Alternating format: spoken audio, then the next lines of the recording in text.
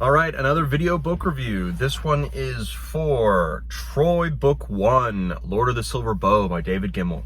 It is the 6th book of his that I've read, first being Legend, then the 4 in the Rigantes series. All of them were good to great, and this one is on the really good side. So, I can't complain about that. This is just awesome Gemmell, and Gemmell is just one of my favorite authors of all time at this point. He's just constantly nailing it and constantly making great quality content. So this book kind of, and what this series probably is going to be, is in the vein sort of like Winter King, Bernard Cornwell, which it takes a myth or a fantastic story that a lot of people know about, right? And then King Arthur for Bernard Cornwell, and just tries to bring it down to earth and breathe some life and realism into a lot of these characters, and make some twists on well-known characters, and do some twists on let's say fantastical events, and bring it back down to earth. Yes, and that's what this is doing, and it does it great, but it also does have a little bit of a fantastical elements, maybe definitely more than Winter King did, with a lot of premonition, and not like a huge amount, but a couple characters having premonitions that do come true.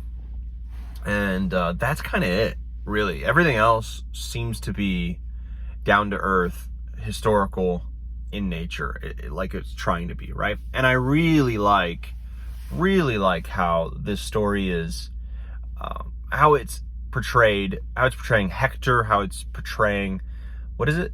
Helicon, I think. Strange names. Priam was great. He was standout on the father of Hector. How he was portrayed, the family, the Troy, like, royal family, the politics there. It was just fantastic in that way. And we also were mainly in the shoes and through the viewpoint of these kind of side characters that I don't know if they're in the Aeneid or anything like that, or is it the Odyssey? I don't know if the Aeneid is based on that. Who knows? I haven't read that one. But these are characters that I don't know if they're created for this story or if they're taken from something else. But you're kind of following through them, and you're seeing these let's say famous characters as side characters more, and they really work that way. And it's really great to see how their character in the book has created echoes that have spun maybe tall tales and done strange things to the reality of the person, and how it's echoed throughout history and gotten onto the page, really. And how we know, like, let's say Odysseus now, and how he actually was in the story, and he was just a standout character. I loved Odysseus in this. He was like a classic Gemmell character, right? With a lot of humor, a lot of humor, and a lot of heart there, which is kind of par for the course for a lot of really great David Gemmell characters. But I think Odysseus was funnier, and he was a tail spinner. He was great. Loved that about this. And I think this book has similarities to a lot of what I've read so far by David Gemmell, in its story structure and characters and all of that. So it didn't feel like a new, let's say, a new place that he went. It wasn't something completely different, but it was more of the same. But I love David Gemmell and what he's written so far that I've read, and so it was just more of the great quality food that I'm getting from him. Just the same chef giving me the same ingredients, the same meal that I keep coming back for, just maybe dressed up differently, and different characters. And I love that. That steak still tastes great, I must say. So I have nothing bad to say about this book, except for the love stories. Two big love stories that kind of run the plot forward for a lot of the characters, and that make meaning out of some of these characters as well. Make meaning from their choices, all of that. And I only say that because, not that these characters were bad or anything, it's that they happened so quickly. It went from 0 to 100 seemingly out of nowhere for definitely one of them. The other one was a little bit more fleshed out, but not really that much. So it didn't feel incredibly realistic, the love story, and it didn't, the driving factors behind these characters and how they, what paths they chose because of love, it didn't feel as realistic. It didn't feel so, because the love wasn't fleshed out. And that would be the only negative part, which does affect the book a little bit, but not too much, honestly. Not crazy much.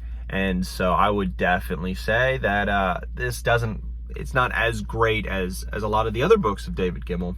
And I think it's towards the bottom of what I've read, but it's still like an 8.5. It's still an 8.5 out of 10. It is such a good book in that way. It's fast paced. The battles are great. I don't know. I keep reading action from this, and I don't know how people aren't mentioning David Gemmell when it comes to action. Like, I always hear people talk about Bernard Cornwell and Joe Abercrombie and John Gwynne and these guys, and it's not like they're bad or anything. It's just that David Gemmell is just so exciting, and the sword fights and the battles and all of this is just so, it's just great. It's just, I think, at a higher level than a lot of these guys. And I said that when I read Ravenheart. There was a